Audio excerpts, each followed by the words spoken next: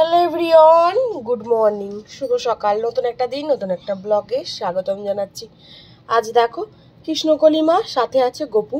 তো এখানে একটা গপুকে আমার শাশুমা দিয়ে গেছে, তো ওখানেই আছে এখন আপাতত। তো দেখো কৃষ্ণকলি মা আর গপুকে দিয়ে আজকের সকালটা শুরু করছি। তো আশা করি ভালো লাগবে আজকের ব্লগটা। তো এখন ঘড়িতে ওই অনেকটাই বেজে গেছে, যেহেতু তোমাদের দাদাভাই কালকে সারা রাত ফাংশন শুনেছে। আমাকে তো নিয়ে যায়নি, আর বললো এক্ষুনি চলে আসবো, আর আসবো বলে আমি সারা রাত জেগে আছি। এলো 4:30টার সময়, তো ঘুম তো সেরকম হয়নি। যাই হোক, বেলা করে যখন ঘুম থেকে উঠেছি, তো মাকে ফুলটা দিয়ে দিনটা শুরু করি। তো এবার চা খাবো, তারপর তো অনেক কিছু কাজ আছে। বাসি নাইটি তো চেঞ্জ করা হয়ে গেছে সকালবেলা ঘুম থেকে উঠেই। তো চলো আজকের ব্লগটা এখান থেকেই স্টার্ট করছি, আশা করি তোমাদের ভালো লাগবে। আর আজকে হচ্ছে শুক্রবার। চা রেডি শাশুড়ি মার জন্যে আর তোমাদের দাদা ভাইয়ের জন্যে, সকালের চা। তো ভাবেছিলাম চা করছি যখন শেয়ার করবো, আর মাথা থেকে বেরিয়ে আছে। তো যাই হোক, রাত্রিতে তো আমি গ্যাসটা সমস্ত মুছেই রেখেছিলাম। এসে সকালবেলা চাটা করে নিলাম। তো এখন আমার শাশুড়ি মা ঠাকুরকে ফুল দিচ্ছে, গোপালকে। তো তার জন্য এটা চাপা দিয়ে দিলাম, আমার বরেরটা দিয়ে দেবো। চলো গিয়ে চা দিই, তারপর আমি খাবো, তারপর চা খাবো। দেখো আমার শাশুড়িমা বাজার করে নিয়ে এসছে, এক গাড়ি লঙ্কা আছে, আবার লঙ্কা কিনে নিয়ে এসছে। কলমি শাক, ঢেঁড়স, লঙ্কা, কুমড়ো, ডাব এইসব কিনে নিয়ে এসছে। পাখা মাথা গেছে একদম। আর এদিকে তোদের তো চা খাওয়া হয়ে গেছে মায়ের ব্যাটার। এবার আমি চা খাবো বলে আজকে একটু দুধ চা বসাতে গেছি। তোমার দাদা ভাইয়ের বায়না, আমিও তোমার সাথে দুধ চা খাবো। তুমি খাবে, আমিও খাবো, আমার জন্য নিতে হবে। আর আমিও পাউরুটি খাবো বাটার দিয়ে। অবতা চলো। তো আমি প্রথমে আনছিলাম দুটো, তাহলে আনি করি। একটু বেশি করেই চা বসিয়েছি, যদি আমার বাড়িতে শাশুড়িমাও বলে যে আমিও খাবো।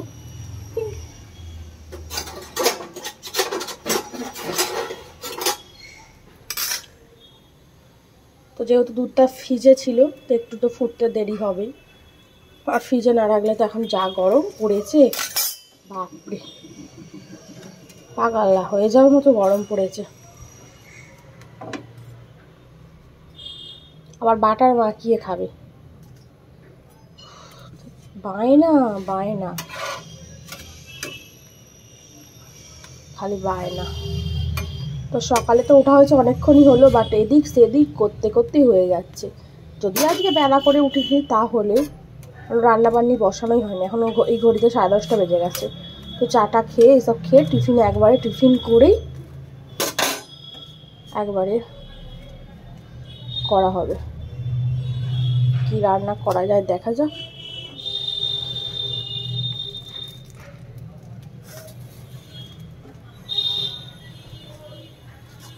তো বাটারটা ফ্রিজ থেকে বার করি, আর বাটার দিয়ে খাবে উনি। এদিকে পাউরুটিগুলো সেকা হয়ে গেলে আবার আগে টকের ডাল করতে বলেছে ওর শাশুড়ি মা।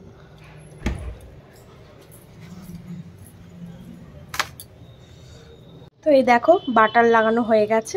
তো ও যেহেতু 2 পিসের খদ্দের, তো ওর জন্য 2 পিসই বাটার লাগিয়েছে। আর যদি খায় তারপর বাটার লাগিয়ে দেবো, কারণ আমার আবার বাটার দেওয়া পাউরুটি একটু ভালো লাগে না। তো এদিকে আবার চাও হয়ে গেছে।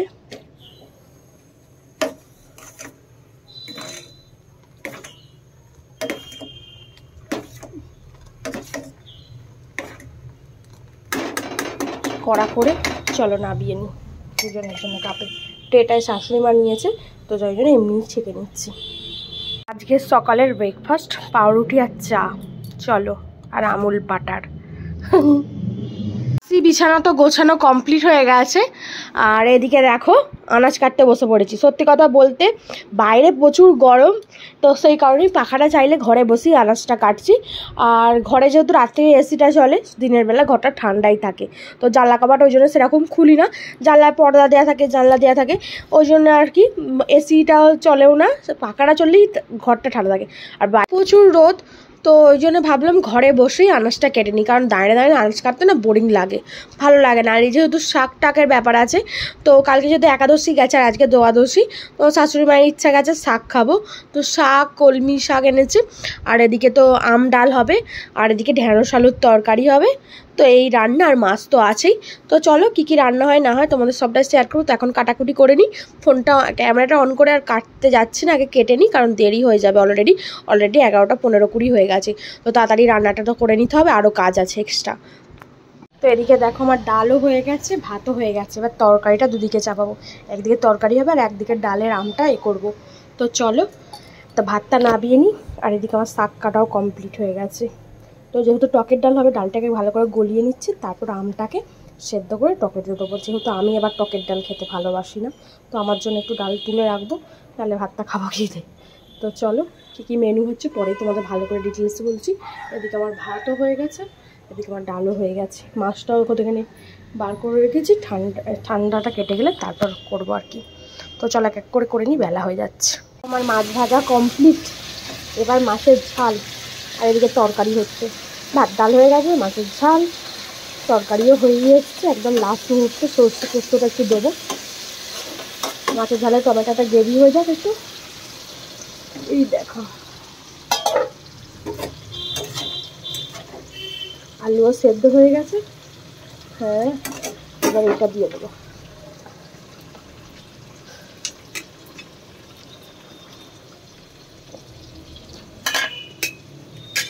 সামান্য এটা জল দেবো।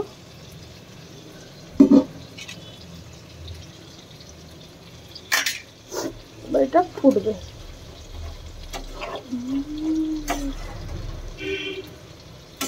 তারপর দেখবো কেমন ঝাল হয়েছে, কারণ কালকে একটু ঝাল হয়ে গেছিলো, একটু ঝাল ঝাল কম কম দিয়ে করতে হবে।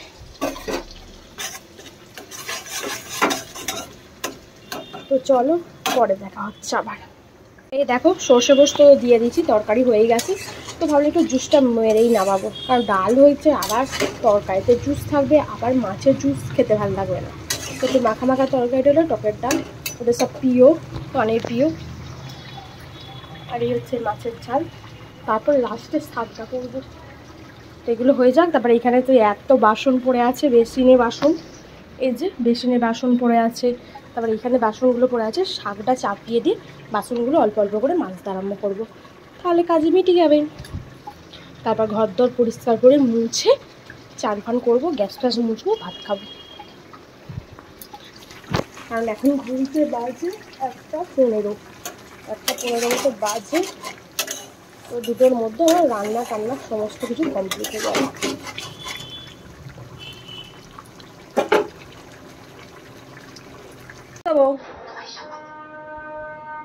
তো এই দেখো ছাদে এসছি।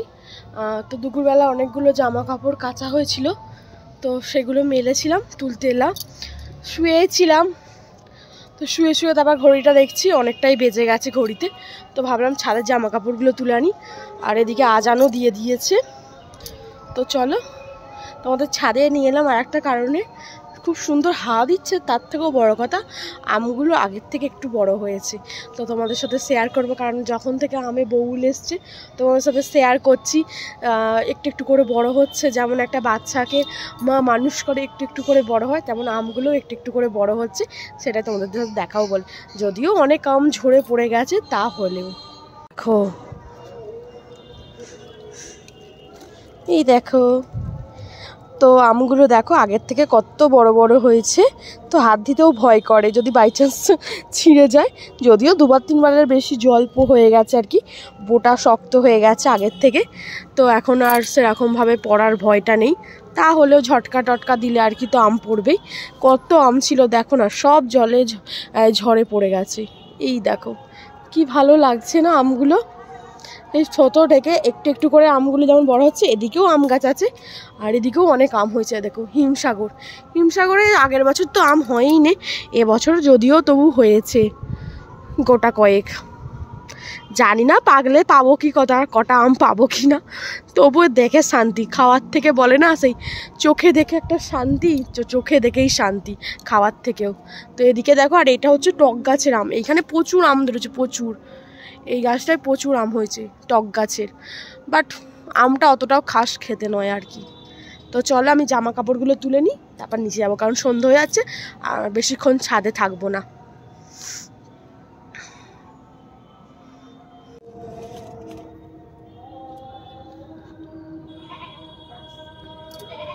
এক গামলা জামা কাপড়। চলো সন্ধে হব সন্ধে হয়েই এসছে আর কি, ভর সন্ধেবেলা জামা কাপড় তুলতে এলাম। তো চলো জামা কাপড় তুলে এবার নিচে যাই, একটু পর সন্ধে দেবো। তোমার দাদাভাই এখন ঘুমাচ্ছে, তারপর চাটা করবো আর কি, খাবে। আমার শাশুড়ি ডাক্তারখানায় যাওয়ার কথা আছে, গেছে কি জানি না ডাক্তারখানায়, যদি যায় তো ভালো, আর না গেলে ওনাকেও চা দেবো, আসবে তো ওপরেই। এই দেখো পাশের বাড়িতেও বেরিয়ে পড়েছি। তো সন্ধ্যা তো দেওয়া গেছে, এখন ঘড়িতে দেখো 8টা 10 হতে চললো। তো একটু বেরিয়ে পড়েছি বলতে একটু ঘুরতে যাব। তো অনেকদিন ধরো ঘরে বসে আছি, একঘেয়েমি ভালো লাগছে না। তো যেহেতু সন্ধ্যাবেলা কাজ ফাজ নেই, রান্না টান্না আজকে মিটে গেছে, রুটি টুটি আটা মাখা সমস্ত কিছুই আছে, তরকারিও আছে, জাস্ট এসে গরম গরম রুটি করবো। আর তোমার দাদাভাই বা শাশুড়িমা সবাই খাবে আর কি। তো বললাম চলো তাহলে একটু 1 ঘন্টার মতো একটু ঘুরে আসি। এই কাছে পিঠে একটু ঘুরে আসবো, মনটাও মাইন্ডটাও একটু ফ্রেশ হবে, আর বাইরেও একটু বেরোতে পারবো। সবসময় 4 দেয়ালের বন্দি পাখি হয়ে আছি, ভালোও লাগছে না। তো চলো এখন একটু বেরোই। তো ফুচকা টুচকাই খাবো, আর তো কিছু খাওয়ার নেই। তারপর দেখা যাক কপালে কি আছে, সমস্ত কিছু কপালের ওপরই নির্ভর করে। তো চলো দেখাচ্ছে রাস্তায়। মন্দিরটার ছবি তুলে না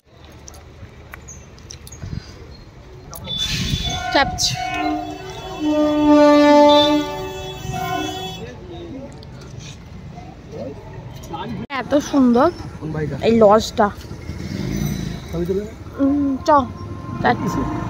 হ্যাঁ লজটা সব থেকে সামনে যে জিরাফ দুটো আছে এইটাই রজনী কুঠির।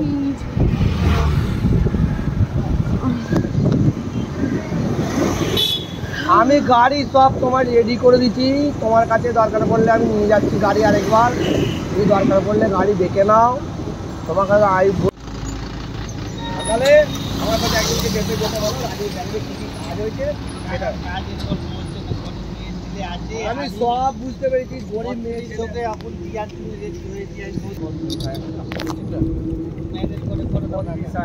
হবে না, যেটা বলে লাভ নেই। আমাকে গাড়ি কাজও করাতে বললো, আমি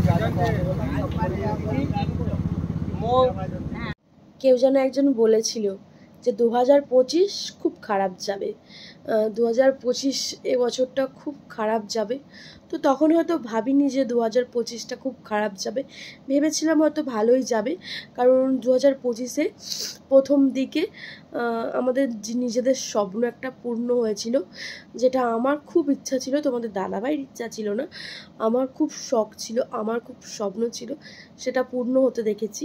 বাট সেই একটা স্বপ্ন ইচ্ছায় আমরা ভেবেছিলাম 2025 খুব ভালো যাবে, বাট তারপর থেকে এতটা পরিমাণে 2025 খারাপ যাচ্ছে, সেটা ভাবনার চিন্তার বাইরে। বিশেষ করে বাংলার নববর্ষ দিন থেকে, বাংলার নববর্ষ 1432 পড়ল। তো প্রথম দিন থেকে জীবনে খুবই খুবই খারাপ দিন চলে এসছে। প্রথম দিন থেকে অনেক জীবনে ঝড় ঝাপটা এসছে। তো তার জন্য আমি কাউকে দায়ীও করি না, কাউকে দোষীও করি না, কারণ মানুষ তো অভ্যাসের দাস। আজ এরকম আছি, কাল অন্যরকম হব, তো সেটা নিয়ে ভাবনা চিন্তা করি না। ভগবান যদি দিন দেয়, ভগবান যদি দিন ঠিক রাখে, সমস্ত কিছু সমাধান হবে। আর ভগবান যদি চায়, ঠিক একদিন সমস্ত কিছুর সমাধান আমরা পেয়ে যাব।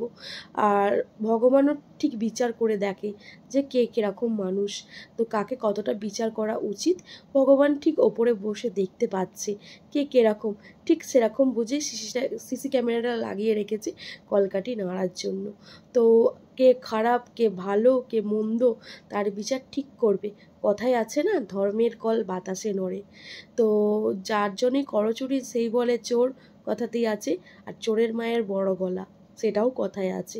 তো আমরা সবই জানি, তো তাই কোনো কথাই বলি না। তো ভগবান যা করবে সব ভালোর জন্যই করবে।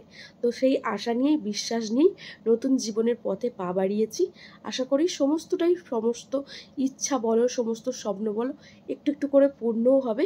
আর প্রথম অত অসুবিধা হবে সমস্ত কিছু সামলাতে, বাট ঠিক সামলে নিতে পারবো। সেই সাহস বা সেই মনের জোর অবশ্যই আছে। আর আমার তো কৃষ্ণকালী মা আছেন, মা জানি মা কোনো ভক্তকেই ফেরায় না, আর মা আমাকেও ফেরাবে না। মায়ের উপর বিশ্বাস রেখেই সমস্ত পথ চলা শুরু, আর যেটার জন্যে বলা। তো আগের মঙ্গলবার ছিল পয়লা বৈশাখ, জীবনে একটা কি বলবো খারাপ পরিস্থিতির সম্মুখীন হয়েছি। আর সামনের মঙ্গলবার ছিল আর একটা ব্ল্যাক ডে, সেটা আর একটা জীবনে খারাপ পরিস্থিতি। সবারই ইচ্ছা থাকে, সবারই স্বপ্ন ছিল, স্বপ্ন বললো এবছরই আমাদের যাওয়ার ইচ্ছা ছিল কাশ্মীর, বাট আমরা নানান কারণে পরিস্থিতির শিকারে আমি আজ যাইনি। তোমাদের দাদাভাইকেই বললাম যে এবছর থাক, পরের বছর বা 2 বছর পরে অন্তত যাব। আমরা যখন 3 জন হব তখন আমরা কাশ্মীর যাব, কারণ আমাদের অলরেডি অনেক জায়গায় বা বরফের জায়গাতেও অনেক জায়গায় বেড়ানো হয়ে গেছে। দার্জিলিং 2বার যাওয়া গেছে, গ্যাংটক 2বার যাওয়া গেছে, সিমলা, কুলু, মানালি সব যাওয়া হয়ে গেছে। কাশ্মীরটা তোমাদের দাদাভাইয়েরও কাশ্মীর যাওয়া হয়ে গেছে, আমার শাশুড়ি মায়েরও কাশ্মীর যাওয়া হয়ে গেছে, আমারই খালি যাওয়া হয়নি। তো তোমাদের দাদাভাইয়ের ইচ্ছা আমাকে নিয়ে যাওয়া ঘোরাবার।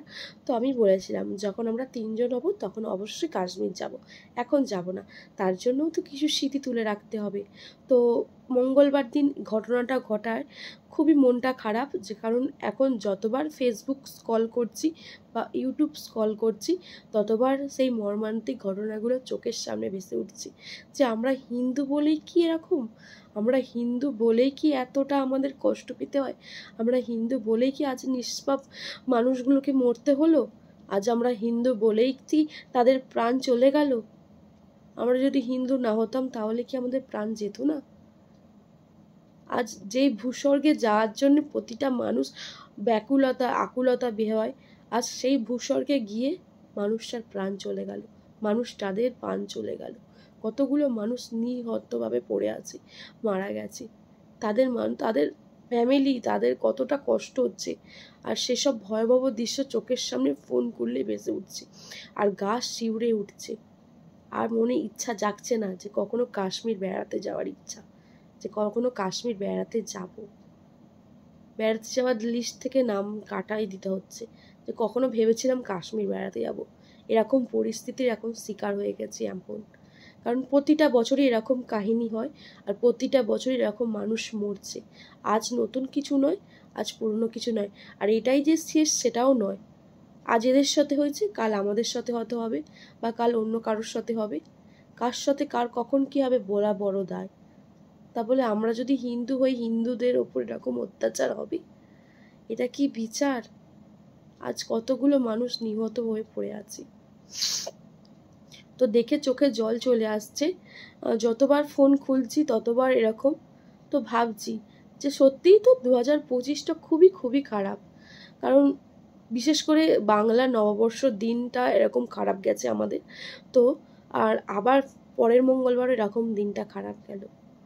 তো জানি না ভগবান কি লিখে রেখেছে, করোনার পর থেকে কত রকমের কত কি হচ্ছে। দেখো আমরা এখন খাচ্ছি হাজি বিরিয়ানি। তো চলো এখন বিরিয়ানিটা খেয়ে নিই। রাত্রিরে খাবার দাবার তো রুটি, ঢেঁড়স আলুর তরকারি, মাছ, ভাত, শাক সবই আছে, তো যে যা পারবে খাবে। আমার অনেক দিন ধরে বিরিয়ানি খেতে ইচ্ছা করছে, তো 2024-এ লাস্ট বিরিয়ানি খেয়েছি, আর আজকে 2025-এ খাচ্ছি। বিগত 3-4 মাস বাদে বিরিয়ানি খাচ্ছি, সেই 2024-এ ডিসেম্বর মাসে খেয়েছি। হ্যাঁ, আর 2025-এ খাচ্ছি। চলো বিরিয়ানি খেয়েছি, সেটা আমার মাকে ফোন করতে হবে। তোমার মা, ওটাই তো বলছি, সব আমার মাকে ফোন করে জানাতে হবে। গোলে কোথায়? গোলে তো পিসি বিরিয়ানি খাচ্ছে। এই যা পড়ে গেল। গোলে রে, চলো এই হচ্ছে বিরিয়ানি। হ্যাঁ